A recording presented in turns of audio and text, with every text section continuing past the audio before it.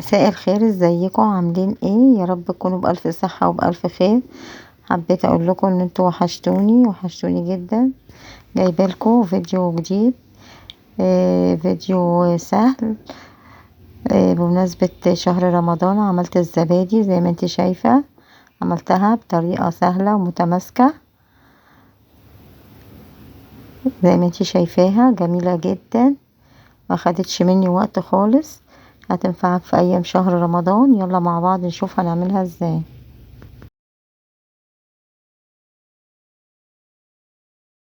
وهو معايا كيلو لبن. الكيلو لبن ده زي ما انت شايفة قرب يغلي خلاص. انا مش من اول مرة هيغلي وارفعه على طول، لا، هطول مرحلة الغليان شوية. بمعنى اول ما يبتدي يغلي ابتدي اقلب شوية كده، اقلبه شوية كده هو، واستنى شوية. انا المرحلة دي اهم مرحلة، مش بمعنى ان هو غلى من اول مرة.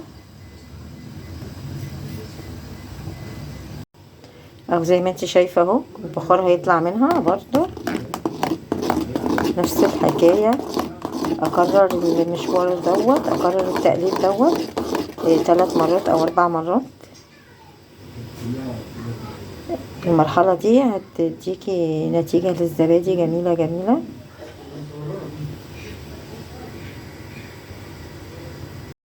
وهو بعد ما فار اسيبه يبرد خالص ونرجع نكمل المرحلة التانية. وبعد ما اتأكد ان اللبن بتاعي زي رضعة البيبي، ولا هي سخنة ولا هي باردة دافية، ابتدي اكون محضر معايا علبة زبادي البلدي، علبة صغيرة مش كبيرة اهي، واضيف عليها 3 4 معالق من اللبن، واقلبهم كويس بالشكل ده. وفي الخلاط اضربهم كلهم مع بعض ونرجع نشوف شكلهم هيبقى ايه. ابتدي بقى ايه انزل بيها كده اهوت بعد ما ضربتها. بس بقت خليطها ازاي.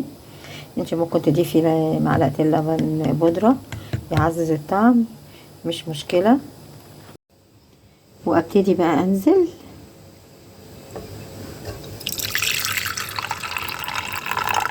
زي ما انت شايفه. عملوا لي 4 كبار ازاي،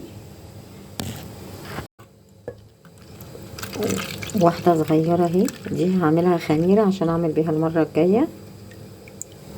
اكون محضره ميه سخنه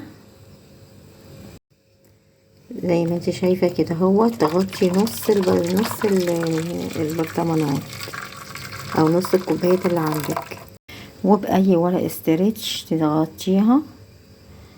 لازم تتغطى، يا اما بغطيان يا اما بورق استريتش، وتحطيها في البوتاجاز. طبعا تكوني مسخنه البوتاجاز اقل حاجه 10 دقايق، وطفياه وتحطيه على نار تكون دافيه، متبقاش الفرن سخنه، وتحطيه في البوتاجاز او في مكان ضلمه، ونرجع نشوف هتبقى ازاي. وهي بعد ما طبعا ما سبتها طول الليل في الفرن بتاعه البوتاجاز.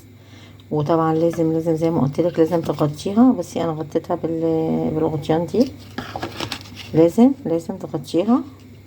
انا غطيتها بالغطيان دي. طالعه جميله، ولسه ما حطيتهاش في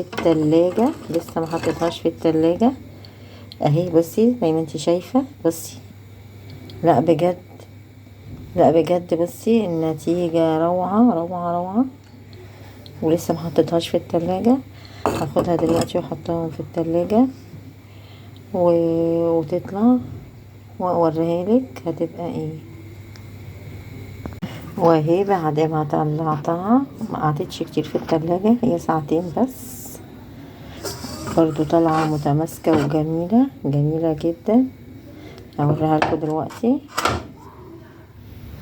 ولو عجبك الفيديو ما تنسونيش في اللايك والشير والاشتراك في القناة عشان يوصلك كل جديد. باي باي.